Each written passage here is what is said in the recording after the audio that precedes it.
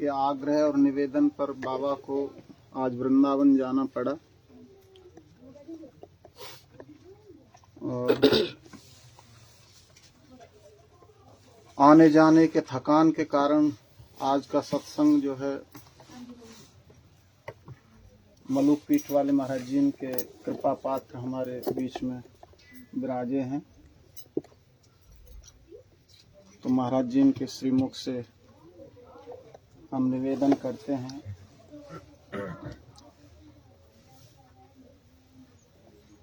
तत्पश्चात जो है ध्रुव महाराज आए हुए हैं, 10 मिनट उनकी भी वाणी सुनेंगे।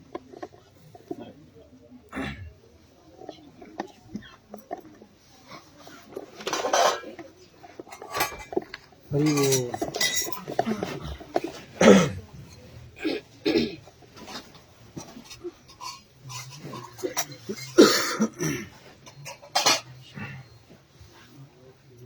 महापुरुषों की कई बार बाबा इच्छा भी आ गया है। अब जैसी श्री नारायणं नमस्कृत्य नरं चैव नरोत्तमं देवीं सरस्वतीं व्यासं ततो जयमुदीरये। वाञ्छा कल्पतरुभ्यश्च कृपा सिन्धुभ्य एव च पतितानां पावनेभ्यो वैष्णवेभ्यो नमः। आओ बाबा विराजे।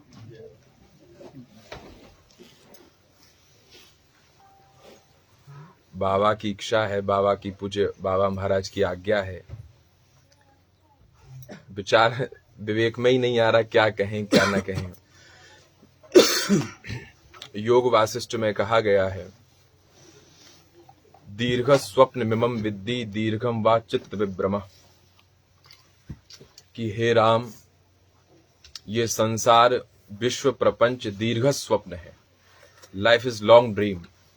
दीर्घ स्वप्न मिमम विद्धि दीर्घम वा चित्त विभ्रम, कि हे राम ये संसार विश्व प्रपंच दीर्घ स्वप्न है। जैसे स्वप्न कितना भी लंबा क्यों ना सही, जैसे आप आराम से रात्रि में सो रहे हैं और 12 बज गए, विश्राम का समय आया, स्वप्न कब तक देखा? 5 बजे तक। तो कितने घंटे हो गए? 12, 1, 2, 3, 4, 5 घंटे हो गए। 5 घंटे का स्वप्न चल रहा है और बराबर में कोई लेटा, उसका हाथ लगा, क्षण भर में टूट गया। तो स्वप्न कितनी देर का था? 5 घंटे का स्वप्न। 5 घंटे का स्वप्न टूटने में 5 क्षण नहीं लगे। दीर्घ स्वप्न मिमम विद्धि दीर्घम वा चित्त विभ्रम।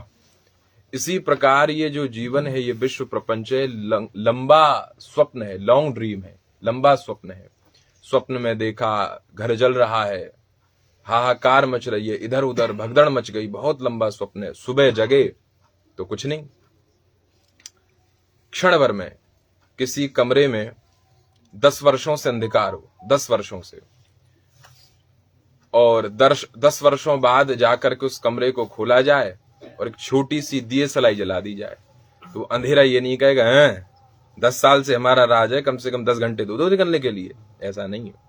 वो 10 वर्षों का अंधेरा एक छोटी सी दिए सलाई से 10 क्षण में, 10 क्षण भी ज्यादा हो गई, जैसे ही जली, जैसे ही जला और अंधकार नष्ट हो गया। ये मन अनंत जन्मों से मलिन है। कई बार होता है कि हम लोग प्रश्न करते हैं महापुरुषों से, गुरुजनों से, कि भगवत प्राप्ति में बहुत लेट हो गए हैं और अनंत जन्मों से मन मलिन है।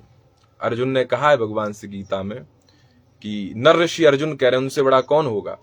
अर्जुन कह रहे हैं कि हे केशव, चंचलम ही मन कृष्ण प्रमाति बलवत दृढ़म तस्याहम निग्रहम मन्ये वायुरसु दुष्कर्म। कि हे प्रभु, जिस प्रकार कोई धुआं को, वायु को मुट्ठी में नहीं बांध सकता, कोई रोक नहीं सकता, चंचलम ही मन कृष्ण प्रमाति बलवत दृढ़म तस्याहम निग्रहम मन्ये, इसका निग्रह कैसे हो? कितना गंभीर प्रश्न है, कितना बड़ा प्रश्न है। अर्जुन ने बहुत बड़ी बात कही कि चंचलम ही मन कृष्ण प्रमाति बलवत दृढ़म तस्याहम निग्रहम मन्ये वायुरसु दुष्कर्म।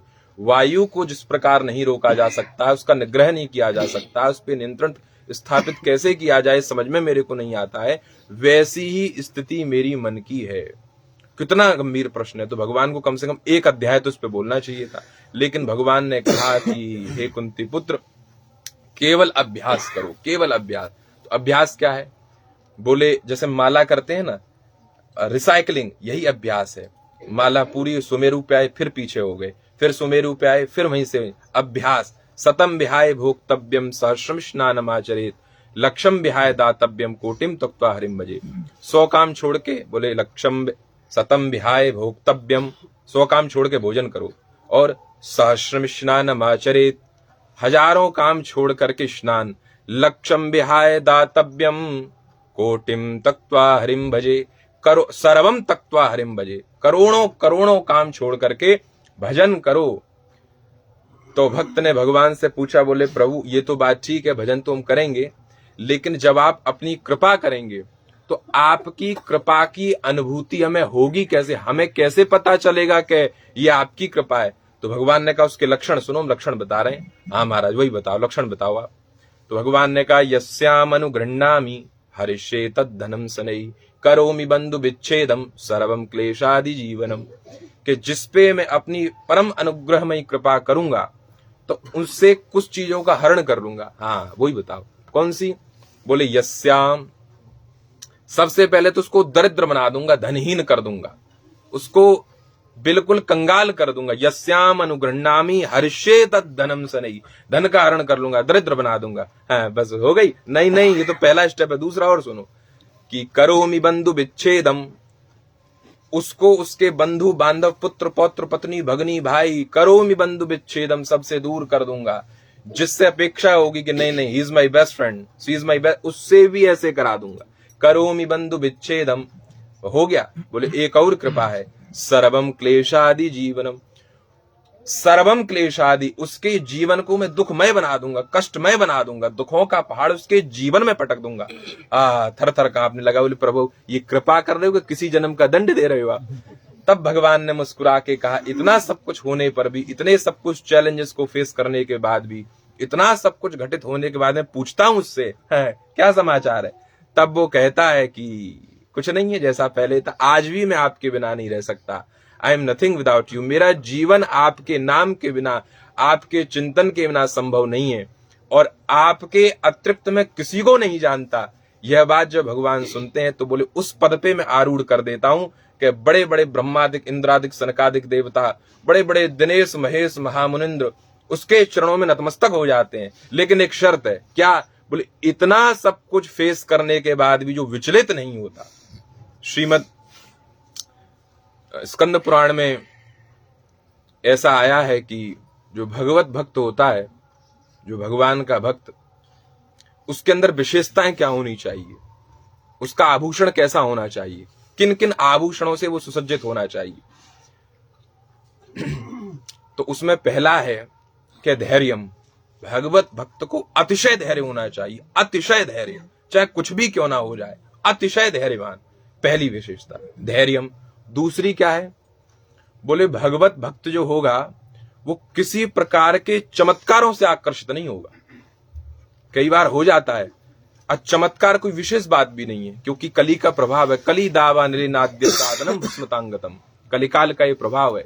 कली दावा निलिनाद्य साधनम भस्मतांगतम। नारद जी ने कहा प्रभु अभी अभी विजिट करके आए हैं, अभी अभी नीचे से घूम के आए पृथ्वी से, पूरे भूमंडल पे देखा। तो बोले क्या देखा? बोले प्रभु कली दावा निलिनाद्य साधनम भस्मतांगतम, कि कलिकाल में आपकी प्राप्ति के सभी साधन भस्म होते दिखाई दे रहे। ऐसा महाप्रचंड युग आ गया है कलयुग।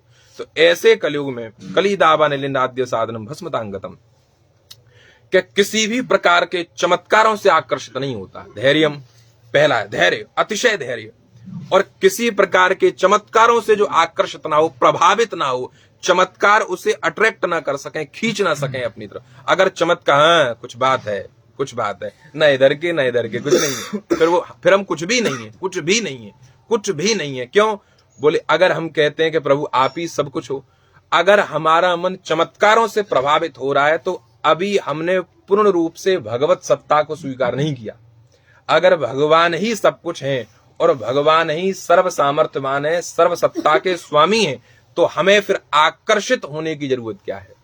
राम जी का युद्ध चल रहा है, बहुत तगड़ा युद्ध चल रहा है, सब भयभीत है, इंद्र भी घबरा रहा है कि अगर ये बच गया तो मुझे नहीं छोड़ेगा, रथ में नहीं भेजा है।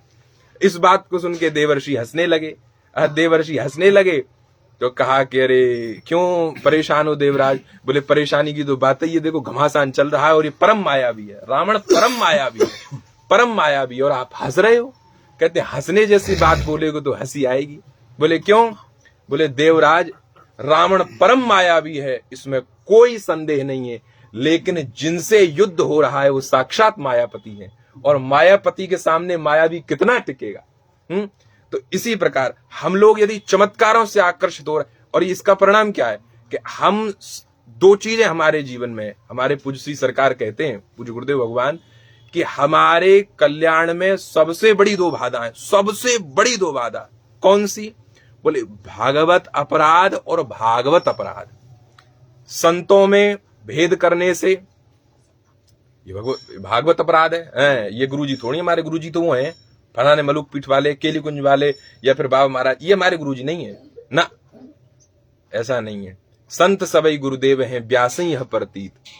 संत, ये भागवत अपराध, और भगवान के स्वरूपों में भेद करना, ये भगवत अपराध। ये दो चीजें ऐसी हैं, दोष बुद्धि, कि ये हमारे कल्याण में सबसे बड़ी बाधा है, सबसे बड़ी बाधा है। ये पीछे ही रहते हैं, लेकिन हमारे गुरुजी नहीं है, पीछे जो आ रहे हैं वो हमारे गुरुजी हैं, ऐसा नहीं।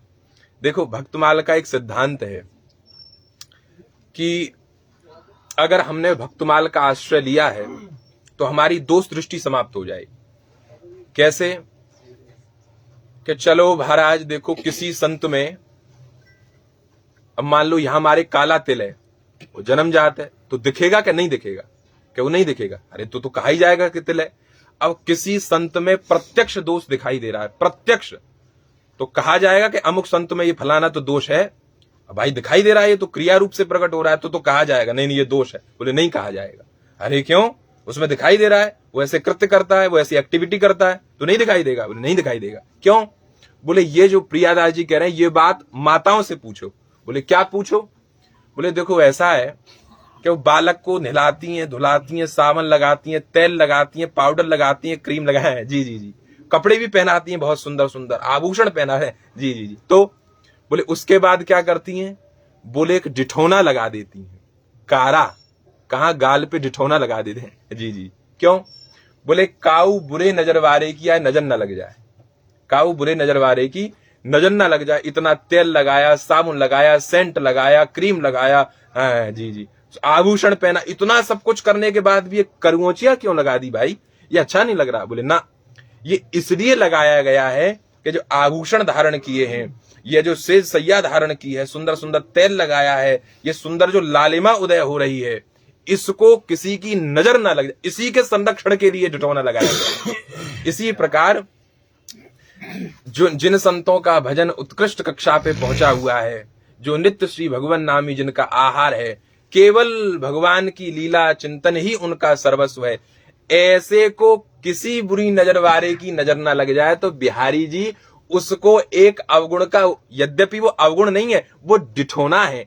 यदि भक्तमाल का आश्रय लिया है तो दोष बुद्धि भी हमारी नष्ट हो जाएगी, समाप्त हो जाएगी, और सबसे बड़ी बाधा है यही। भगवान ने कहा अरण्य कांड में 7तम सम मोहि में जग देखा, और कि भगवान ने कहा कि 7तम सम मोहि में जग देखा, मोते संत अधिक कर लेखा। मुझसे भी अधिक संतों को मान।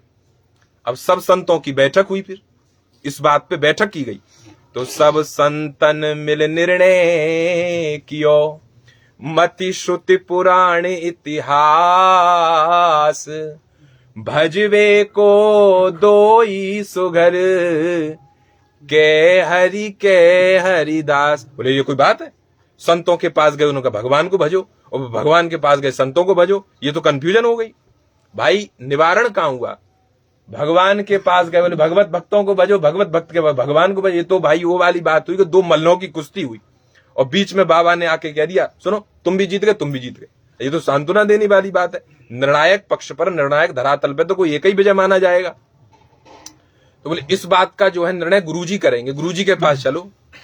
हाँ बताओ गुरुजी, ये समस्या है। तो गुरुजी ने जब सुना तो गुरुजी ने कहा कि देखो भाई ऐसा है, श्री गुरु अग्रदेव आज्ञा दई, हरि भक्तन को जस गाओ, भव सागर के तरन को नाहिन आन उपाय। बोले केवल संत, भगवान तो छूट जाएंगे, बड़े कौतुकी हैं, उनमें कब ठकरास उदय हो जाए कुछ पता है, लेकिन संत नहीं छूटेंगे। बोले केवल संतों को पकड़ लो, भगवान स्वतः मिल जाएंगे। संतों के चरणों में प्रेम हो जाने पे, अनुराग हो जाने पे प्रभु है, हम कैसे मान लें? बोले ये बात गोस्वामी जी से पूछो फिर। अब गोस्वामी जी इस बात की पुष्टि कर रहे हैं। बोले देखो ऐसा है, संतों को जिसने प्रेम किया, संतों को जिसने चाहा, संतों को जिसने माना, और संतों को माना नहीं, संतों को लाड़ लड़ाया, संतों को दुलराया, संतों के पीछे प्राण न्योछावर जिसने कर दिए, तो उसको निश्चित रूप से बिहारी जी की गोद मिल गई। कैसे? बोले ऐसे। तो दोहावली में गोस्वामी जी कह रहे हैं कि अंतर्यामी गर्भगत संत सुंदरी माय, तुलसी पूजे संत के दो पूजे जाए। जैसे किसी गर्भवती माता के यदि गर्भ को पुष्ट करना हो तो क्या करो?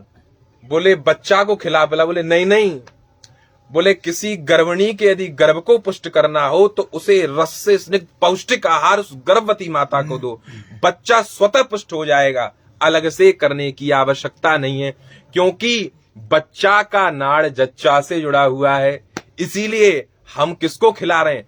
जैसे कई बार होता है ना, आप लोग देखते हो, कहते हैं अरे राम राम प्रॉब्लम आ गई है, प्रभु डॉक्टर सिटी स्कैन वगैरह कुछ करता है, अल्ट्रासाउंड वगैरह, उसमें कहते देखो बच्चे को ये परेशानी है, तो बच्चे को ट्रीटमेंट दिया जाता है? नहीं। बच्चे को इंजेक्शन लगाया जाता है? नहीं। बच्चे को दवा दी जाती है? नहीं। फिर किसको? बोले जच्चा को दी जाती है, क्योंकि जच्चा का सीधा तार बच्चा से जुड़ा हुआ है। इसी प्रकार बोले संत कौन है? बोले अंतर्यामी गर्भगत, जो भगवान है वो गर्भ के शिशु के समान है। जी, उस शिशु की माता कौन है? बोले अंतर्यामी गर्भगत संत सुंदरी माय, उस बालक की माता ही संत है।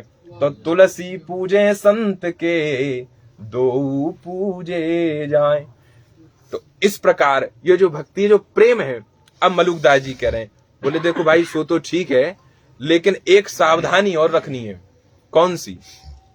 मलुकदास जी की साखी है कि सुमिरन ऐसा कीजिए, बोले इस प्रकार सुमिरन करो, दूजा लखे न कोय, बराबर वाले को भी न पता चले कि भजन करता है। दूजा लखे न कोय, होठ न फरकत देखिए, प्रेम राखिए गोय। उसको छुपा के रखो, उसे भीतर दबा के रखो। अरे क्यों? बोले इसलिए कि ज्यों तेरे घट प्रेम है, तो कही कही काहे जनाब, अंतर्यामी जानी है अंतर्गत को भाव। यदि तेरे हृदय में प्रेम है, यदि तेरे हृदय में भक्ति है, तो उसे दूसरे के सामने प्रमाणित करने की आवश्यकता क्या है? तेरा अंतर्यामी प्रभु उस बात का अनुभव करेगा। एक और बात कहें, मन में आ रही है सो कह देते हैं, बाकी तो अपना हम लोग कई बार महापुरुषों से कह देते हैं, बहुत अच्छे कोई महापुरुष मिले, गुरुजन मिले, संत मिले, उनसे कह देते हैं भगवान ने तो दिखाओ हमें। गुजरात के एक बहुत अच्छे संत थे श्री संपूर्णानंद जी महाराज, आपने तो बाबा सुना होगा, संपूर्णानंद जी। तो अक्सर कहते थे कि लोग संपूर्णानंद को तो मानते हैं पर संपूर्णानंद की कोई नहीं मानता। यही स्थिति है कि हम गुरुजी को तो मानेंगे पर गुरुजी की नहीं मानेंगे। अब गुरुजी कहते रहे बच्चा भजन करो, बोले गुरुजी देखेंगे, अभी तो बहुत समय 22 के तो हुए ही, अभी हम 23 के, हाँ देखेंगे, बिल्कुल ठीक कह रहे हो, हाँ जानते मानेंगे नहीं। इसी बात को वेद में कहा, वेद की एक ऋचा है कि श्रोतव्यो मनतव्यो निधिध्यास्तव्य, कि सुना जाए महापुरुषों को। इसीलिए जिसने वेद में पहला साधन, बोले भद्रं कर्णे भी सुनो, जो वेद पाची ब्राह्मण है वो जानते हैं, पहला साधन बताया वेद में, और वेद को सुना जाता है, इसलिए वेद का नाम एक श्रुति, माने जिसे सुना जाए। बोले भद्रं कर्णे भी शृणुयामि दे, यानी सुना जाए वेद को, और इसीलिए सुना, श्रोत्रिय ब्रह्मनिष्ठम, सुना जाए। इतना काफी नहीं, सुन के वो जो पीछे बैठे हैं ना, जी श्री स्वामी जी के संग 20 साल रहे, स्थिति बोलो कुछ नहीं। तो कहने का मतलब यह श्रोतव्यो मनतव्यो, उसे मनन करो। क्या आज बाबा की कुंज में गए थे, पूज्य बाबा महाराज ने कहा, तो श्रोतव्यो मनतव्यो निधिध्यास्तव्य, वेद कहता है। बोले निधिध्यास्तव्य, प्रैक्टिकल वो घटित हो, वो स्फुरित हो हमारे द्वारा। तो ये श्री बाबा महाराज कहते थे, पूज्य श्री स्वामी जी महाराज, हृदय की बात अगर कहें तो हम तो हम अपनी विषय में यदि कहें, आप सब तो लोग दिव्य पुरुष हैं, देखो हम तो समझते हैं कि हम कोई सत्संग करने वाले नहीं है। हृदय की बात, इसमें कोई बनावटीपन नहीं है, बिल्कुल सच्ची बात कह रहे हैं। कोई मन में जो भी मन में आया वो बड़बड़ा दिया, बाकी बिल्कुल हृदय की बात है, बिल्कुल सच्ची बात कह रहे हैं। ना तो हम कोई ज्यादा बुद्धिमानी है, ना कोई हम ज्यादा पढ़े लिखे हैं, ना हम ज्यादा, बिल्कुल आप लोग को लग रहा होगा कि महाराज जी, लेकिन बिल्कुल सच्ची बात है। हृदय की बात निवेदन करें तो मलमूत्र के द्वार पे जिनकी आसक्ति है, और अपेक्षा हम लोगों की क्या है, बोले आप भी मिलोगे एक दिन। त्वचा को स्पर्श से रसानुभूति हो रही है, एक और अपेक्षा है मन में, क्या, बोले आप मिलोगे। अब विचार हम लोग स्वयं करें। शरीर के हाड़ मांस लोथड़े पे आसक्ति है, एक और अपेक्षा है उसके बाद में। जी बताइए, आप भी मिल जाओ, ऐसा नहीं हो सकता। इसी बात को भगवान ने कहा, सर्वधर्मान परित्यज्य माम एकम शरणम व्रज अहम त्वाम सर्व पापेभ्यो मोक्षयिष्यामि मा शुचा। देखो अर्जुन जो है, कितनी बड़ी बात भगवान ने कही, मैं गारंटी ले रहा हूं, अहम त्वाम सर्व पापेभ्यो मोक्षयिष्यामि मा। लेकिन एक छोटी सी शर्त हमारी भी है। देखो यहां भगवान को कहना चाहिए था माम शरणम व्रज, मेरी शरण में आ जा, लेकिन ऐसा नहीं कहा, माम एकम शरणम व्रज, एकमात्र मेरी शरण में। अब किसी को दारू पीने का शौक हो जाए बीमार, और उसको ले जाओ डॉक्टर के पास, डॉक्टर ने कहा रे राम राम बहुत गंभीर बीमारी है तुमको, तो कैसे ठीक होगे? तो अच्छा ठीक है, हम तुम्हें दवा दे रहे हैं। अब पीछे से फिर मरीज कहे, बोले डॉक्टर साहब हमारी भी तो सुनो दवा देने से पहले। हाँ, सुनाओ।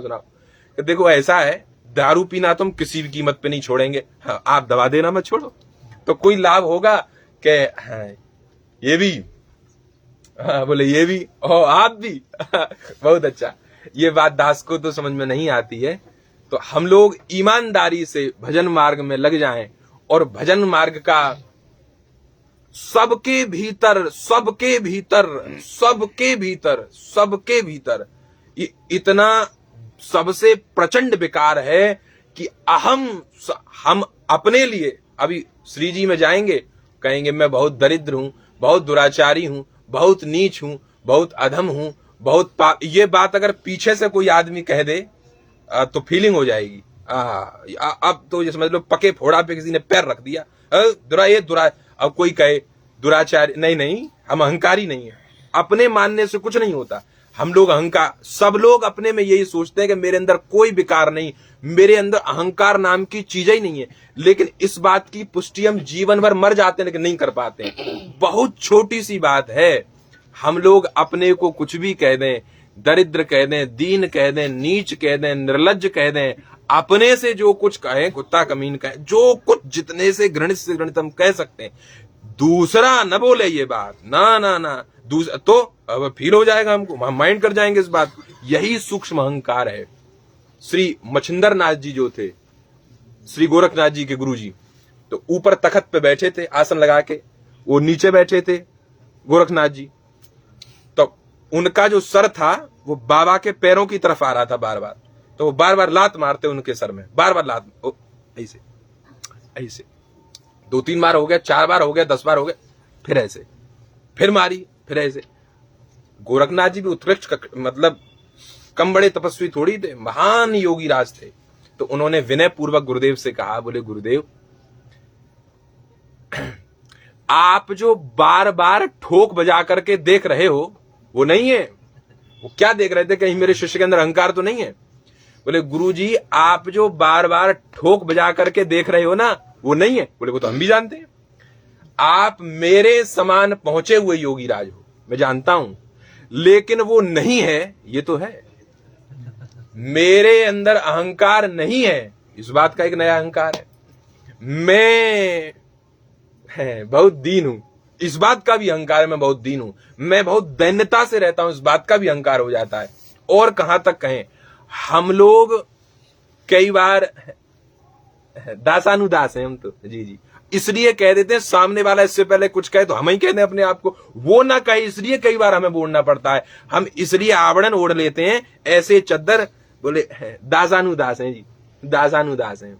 और वो कह दे बहुत दीनहीन है, कुछ नहीं, सामने वाला कह दे तो तिलमिला जाएंगे।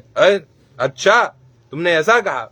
अपने मन से हम जो माने, सामने वाला कुछ भी कहे, कहता रहे, लेकिन हृदय से हम यही बात स्मरण रखें, यही बात रखें कि धाम आए तो धाम जो है वो हॉस्पिटल है, और हॉस्पिटल में जाने से काम नहीं चलता। बोले यहाँ के डॉक्टर कौन है? बोले यहाँ के संत ही यहाँ के डॉक्टर हैं। दवा क्या देते हैं? बोले राधा नाम की वो दवा देते हैं। और परहेज क्या है? बोले कुसंग और कुसंगी से बचना, ये परहेज है। विषय और विषयी से बचना, ये परहेज है। श्री वृंदावन बिहारी लाल की, श्री बरसाना धाम की, पूज्य बाबा महाराज की, यज्ञेश्वरी जगत जननी गौ माता की, ब्रजरज रानी की, सब संतन की, सदगुरुदेव भगवान की। महाराज जी के श्रीमुख से आशीर्वचन सुन करके बड़ा आनंद लगा, और प्रार्थना जो महाराज जी से है कि 2 शब्द बस 5 मिनट के लिए कृपा करें, यहाँ विराजे, जिससे दर्शन सभी को लाभ मिले। नहीं महाराज जी, महाराज ना बाबा नहीं महाराज, यहीं से बोल।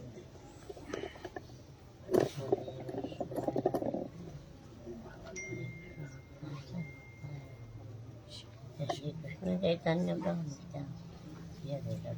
शिवाचार्य गौर भक्तगण। हरे कृष्णा कृष्ण कृष्ण हरे हरे, राम राम राम हरे हरे, नाम हरे नाम हरे नाम हरे।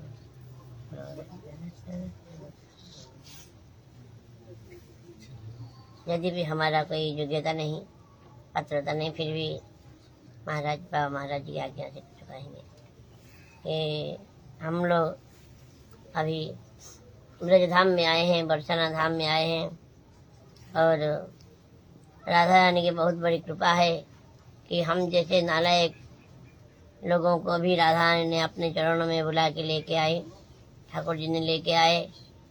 और यहाँ ब्रजधाम को आने का जो लाभ हमको मिलेगा, तब संतों का कृपा पात्र अगर हो बन सके, हम जो संत महापुरुष होते हैं वो तो के साक्षात ठाकुर, कहने वाले ठाकुर जी है, बात करने वाले ठाकुर जी है। ठाकुर जी तो मंदिर में बैठे रहते हैं, बात ज़्यादा नहीं करते हैं, लेकिन संत महापुरुष बात करने वाले ठाकुर जी है। और जैसे भगवान हमारे महाराज जी अभी बताए हैं कि संतों का महिमा भगवान से भी ज़्यादा है। सिद्धिर भवति वानेति संशय च्युत सेविनम निसंशय तद्भक्त परिचर्यात्मनम। ऐसा बताया, भगवान की सेवा से, भजन से सिद्धि हो सकती है, नहीं हो सकती है, इसमें डाउट है, संशय है, लेकिन भक्तों के सेवा से सिद्धि जरूर होगी, इसमें कोई संशय नहीं है। जैसे हमारे यहाँ पर जो प्रिया कुंज में परम पूज्यपाल बाबा महाराज जी के सानिध्य में जो लोग, जो भक्त लोग आते हैं, दर्शन के लिए आते हैं, और बाबा महाराज जी के मुख से, श्रीमुख से कथा श्रवण करने को मिलता है, और सेवा का भी सौभाग्य किसी को मिल गया। ऐसे संत बाबा महाराज जी से, संत महापुरुषों की सेवा की सौभाग्य प्राप्त हो गया, तो जो अगर कृपा पाने के लिए हम योग्य बन पाए, तो हमारा जो लाखों करोड़ों जन्म में 84 लाख योनि में भटक, कितने कल्पांतर से भटक रहे हैं, अगर हम इसी जन्म, एक जन्म अगर हम इसी जन्म में अगर हम ब्रजधाम को प्राप्त हुआ राधा रानी की कृपा से, और सब कुछ मिला, लेकिन माया इतना प्रबल है कि बड़ा माया, भगवान कहते हैं ना, मोह माया दुरत्या, दबी ऐसा गुणमय मोह माया दुरत्या। माया अनेक रूप लेके आती है। माया कनो कामिनी लाभ पूजा प्रतिष्ठा, अनेक रूप पहचानना भी मुश्किल है माया को। इसलिए संत महापुरुषों के अगर चरण में आश्रय लेकर के, उनके कहे बात के अनुसार, उनका अनुगत्य में रह करके भजन साधन करेंगे, उनका श्रीमुख से कथा श्रवण करेंगे, उनकी सेवा में रहेंगे तो माया से हम पार पा सकते हैं। और ये जो भवसागर है, ये माया संसार है, 84 लाख योनि में कल कितने जन्म से हम भटक रहे हैं। ये इससे मुक्ति पा करके भगवान के नित्य धाम में, जो सबका लक्ष्य है, नित्य लीला में राधा के चरणों में पहुंचने का लक्ष्य है, वो लक्ष्य हासिल हो सकता है तब जब संतों का कृपा हमको प्राप्त हो सकता है। संतों का अनुगत्य में, संतों की सेवा में रहेंगे। जैसे हमारे परम पूज्यपाद बाबा महाराज जी है, और ऐसे महापुरुष अभी कलिकाल में बड़ा दुर्लभ है। घोर कलिकाल आ गया है, तो चारों ओर माया का ही बोलबाला है यहाँ पर।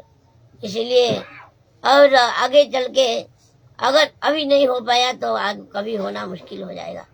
अगले जन्म में भजन करेंगे, अगले जन्म मनुष्य जन्म मिलेगा ही नहीं, गारंटी नहीं। और मनुष्य जन्म मिल भी गया, ब्रजधाम प्राप्त होगा कि नहीं, गारंटी नहीं। ब्रजधाम भी मिल गए, इसे संत महापुरुषों का सानिध्य मिलेगा कि नहीं, गारंटी नहीं। मिल ही नहीं सकता, क्योंकि आगे और भी बहुत घोर कलिकाल आ रहा है। इसीलिए इतना ही प्रार्थना सबको कि भगवान जो ब्रजधाम का आश्रय लेकर के, हरिनाम का आश्रय लेके, सबसे बड़ा संत महापुरुषों का चरण का आश्रय लेके, उनके वाणी का पालन करके, उनका अनुगत्य में अगर रहेंगे तो जरूर हमको राधा रानी की कृपा, ठाकुर जी की कृपा प्राप्त हो सकता है। इतना कह के वाणी का विश्राम करता हूँ। जय जय श्री राधे निताय।